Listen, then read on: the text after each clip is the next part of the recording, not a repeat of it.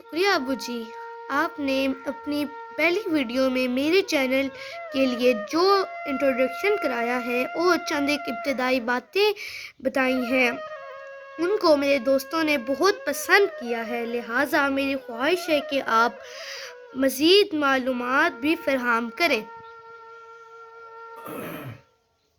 بسم اللہ الرحمن الرحیم۔ رافع، آپ پوچھیں مزید کیا آپ پوچھنا چاہتے ہو؟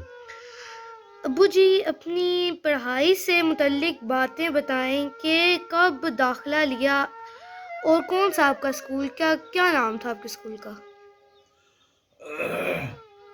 بیٹا، جب میرے والد صاحب اپنے تایا کی وفات کے بعد گاؤں جا رہے تھے تو اس وقت تک افراتفری کا دور مکمل ختم نہیں ہو سکا تھا،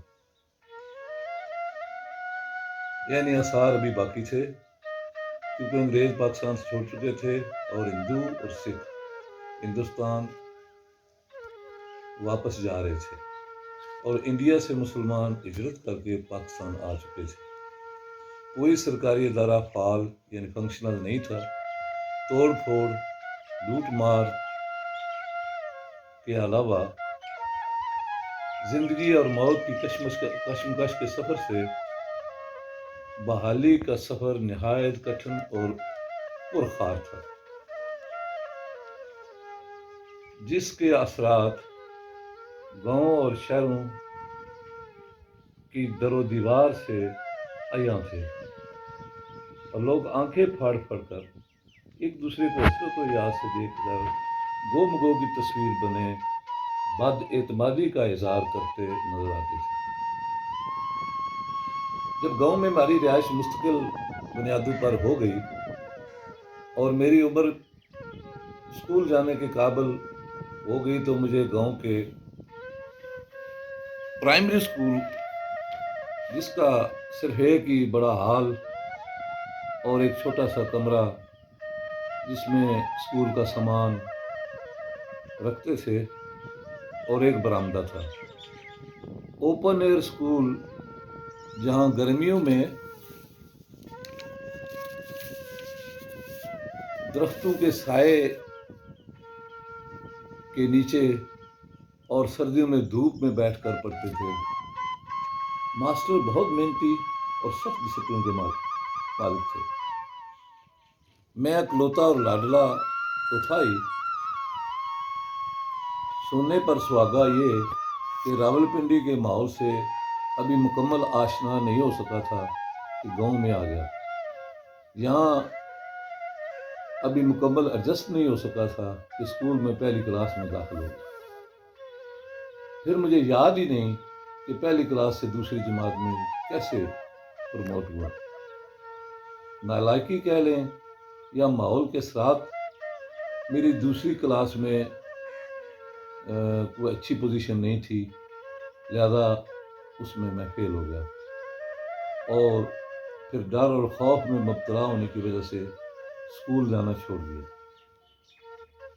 گھر والوں کے غیظ و غضب سے بچنے کے لیے صبح سویرے ہی مال مویشی چرانے کے لیے لے جاتا اور شام تک بھوکا پیاسا جنگل میں جانور چراتا رہتا۔ 6 ماہ بعد ہی مجھے احساس ہو گیا کہ میرے دوست جو اسکول میں پڑھ رہے ہیں وہ مجھ سے بہتر حالت میں ہیں، لہذا میں از خود ہی دوبارہ اسکول چلا گیا اور ماسٹر صاحب سے درخواست کی کہ مجھے داخل کر لیا جائے تاکہ میں تعلیم حاصل کر سکوں۔ میرا دماغی توازن پہلے سے بہتر ہو گیا اور پڑھائی بھی دل لگا کر شروع کر دی اور اپنے دیگر کلاس کے فیلو سے بہتر ہو گیا۔ کھیلوں وغیرہ میں بھی اچھی پوزیشن آ گئی، چونکہ اسکول پیدل اور از خود جانا ہوتا تھا۔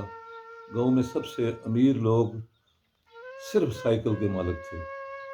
شہر ہم سے 8-9 کلومیٹر دور تھا، وہاں ہائی اسکول اور کالج وغیرہ تو تھے، اور راولپنڈی یا لاہور جانے کے لیے ریل کار یا بس کی بس وغیرہ کی سواریاں میسر ہو سکتی تھیں۔ گاؤں میں پینے کا پانی صرف کنووں سے حاصل کیا جاتا تھا۔ جو پڑھائی اسکول میں ہوتی تھی اور جو کچھ ماسٹر پڑھاتے تھے اسی پر اکتفا کیا جاتا تھا. کوئی ٹیوشن وغیرہ کا رواج نہیں تھا. مختصر سی کتابیں اور تختی پر لکھائی پر زور دیا جاتا تھا. کھیل کے لیے گراؤنڈ وغیرہ ناپید تھے. گلی ڈنڈا، روئی دھاگے سے بنے گیند اور لکڑی کے ڈنڈوں سے بنی ہاکی نماز ہاکیاں، اور جس سے ہم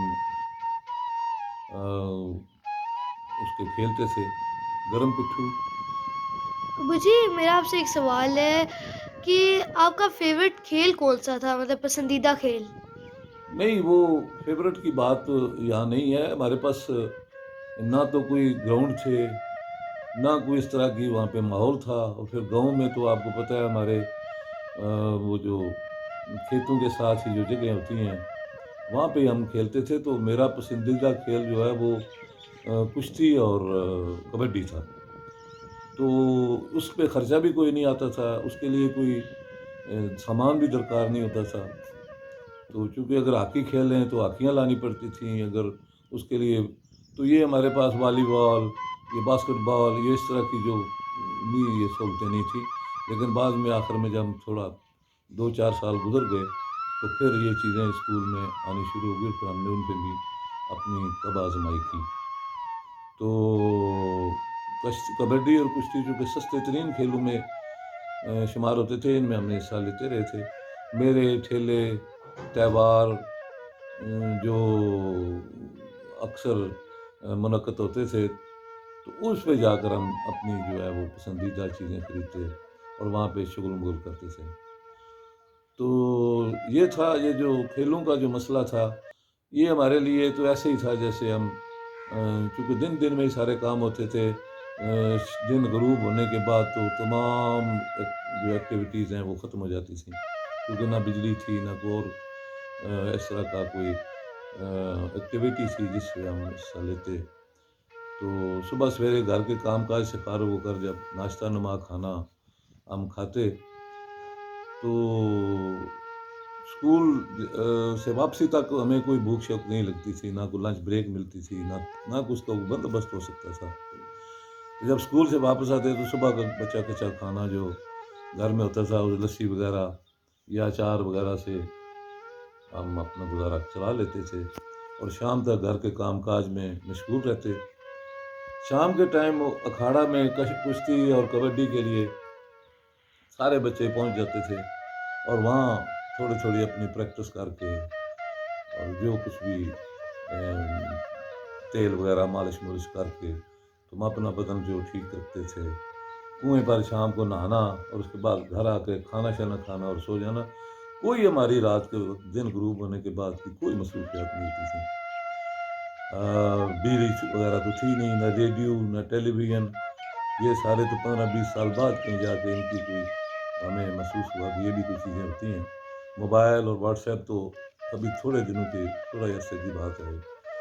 تو مطلب یہ ہے کہ ہمیں کوئی اتنی بڑی تگ و دو جو ہے ان چیزوں کے لیے نہیں کری پڑی.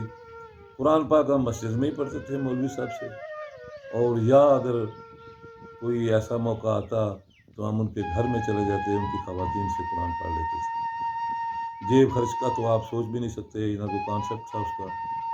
ہمیں جب پینسل تختی کے لیے مٹی شٹی یا سیاہی وغیرہ لینے کے لیے کوئی پیسے درکار دیتے تو ہمیں اناج کی شکل میں وہ گھر والے دے دیتے تھے، یہ دانے لے جاؤ اور دکاندار سے جو چیز لینی ہے لے لو. اس سے ہم اپنی وہ پوری کرتے تھے ضروریات. تو اس کے علاوہ جی کیا کہنا چاہتے ہیں؟ مطلب آپ لوگ دانے دیکھ کے لے لیتے چیزیں. تو ابھی ہمارا SSC میں ٹاپک بھی ہے کہ پہلے زمانے میں لوگ چیزیں دیکھ کے دوسری چیز لے لیتے تھے. ہاں اسی طرح ہوتا تھا؟ جی ہاں. اچھا. نہیں اس طرح نہیں تھا. مطلب یہ ہے کہ اگر فرض کرو ہمارے پاس پیسے تو ہوتے نہیں تھے کیونکہ انکم کم تھی اور مہنگائی تو اتنی نہیں تھی، لیکن وسائل نہیں تھے. جی اچھا. یعنی ہمارے آمدن کا جو ذریعہ تھا وہ کم تھا. گھر میں جو ہم مرغیاں وغیرہ پالتے تھے ان کے انڈے بیچ باچ کے ہم نمک مرچ اور اس طرح کی چیزیں گھر کی پوری کرتے تھے. آپ یہ سمجھیں کہ ایک نہایت ہی لو لیول کا ہمارا جو ہے نا وہ گھریلو رہن سہن تھا. اس میں جو بھی چیز ہمیں مثلاً اگر مجھے دودھ چاہیے تو اس وقت دودھ نہ کوئی بیچتا تھا، نہ کوئی یہ رواج تھا. اگر آپ کے یہاں بھینس وغیرہ موجود ہے تو ہم ضرورت پڑی تو آپ سے لے آتے تھے. یہ چائے وغیرہ اس وقت نہیں ہوتی تھی، کوئی بندہ چائے نہیں پیتا تھا. بہت کم لوگ، کیونکہ گھروں میں جو کہیں کوئی لوگ ملازمت کرتے تھے، کوئی فوج میں نوکر تھا، کوئی کہیں شہر میں رہتے تھے، تو ان کے گھروں میں شاید چائے بنتی ہو. لیکن عام روٹین میں جیسا ابھی 3 4 ٹائم چائے بنتی ہیں، تو وہ اس وقت اس کا کوئی دودھ وغیرہ لسی وغیرہ ہم لوگ پیتے تھے. اور وہ ایک دوسرے کے گھر سے ہمیں تقریباً فری میں مل جاتی تھی، کوئی لینا دینا نہیں تھا. مجھے دودھ چاہیے تو میں آپ کے گھر سے لے آتا تھا، اور آپ کو جب چاہیے ہمارے یہاں موجود ہے تو ہم دے دیتے. کوئی یہ بڑا اچھا رہن سہن جو ہے نا وہ ایک دوسرے کے ساتھ بہت تعاون والا تھا. تو کبھی کبھار رات کو گرمیوں میں ہمارے جو انٹرٹینمنٹ جس کو آپ کہتے ہیں، کسی کے گھر میں گراموفون لگا ہوا ہے، یہ جو اس وقت توے کے اوپر گانے شانے لگتے تھے، تو وہ چھت پہ رکھ لیتے تھے. تو گاؤں میں چونکہ اور سناٹا ہوتا تھا، کوئی اور کسی جگہ سے کوئی آواز نہیں آتی تھی، تو جو گراموفون اگر کسی کے گھر میں لگا تو آپ اپنے گھر میں لیٹ کر چھت پہ، کیونکہ وہاں بجلیاں تو تھی نہیں، چھت پہ سوتے تھے اوپن ایئر میں، تو وہ آپ ادھر سے سن کے محظوظ ہو جائے. اگر زیادہ ہوتا تھا تو ان کے آستہ آستہ ان کے گھروں میں چھتوں کے اوپر سے ہی چلے جاتے تھے، کیونکہ کوئی اتنی رکاوٹیں نہیں ہوتی تھیں. تو زیادہ تر گرمیوں میں لوگ جو یہ گراموفون وغیرہ سنتے تھے، اور سردیوں کی شاموں میں کسی ایک کے گھر میں جو ہمارے بڑے بوڑھے ہوتے تھے وہ یہ میاں محمد بخش صاحب کی سیف الملوک جو ہے وہ ایک بندہ پڑھتا تھا، باقی سنتے رہتے تھے.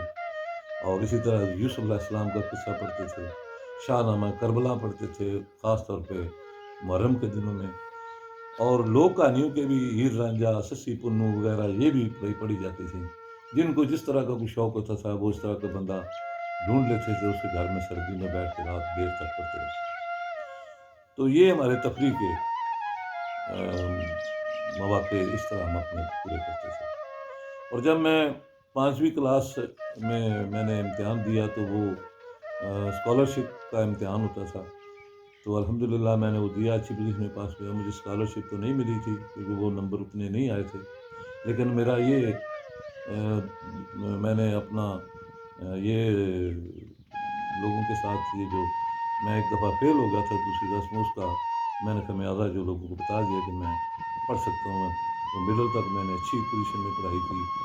پھر اس دوران میرے والد صاحب کے ساتھ یا گھر والوں کے ساتھ ہم وہ محنت مزدوری کے ساتھ ساتھ گھر کے تمام کام کاج ہم خود کرتے تھے، تاکہ میرے والد جو ہیں اپنا کام جو کرتے رہیں اور ہم جو گھر کے معاملات ہیں ان کو دیکھتے رہیں. تو اس طرح بھرپور ساتھ دیا ان کو، تاکہ ہماری غربت میں اس محنت سے ہماری غربت میں کمی تو نہیں آئی تھی، لیکن پھر بھی کئی معاملات وہ بہتر ہو گئے تھے.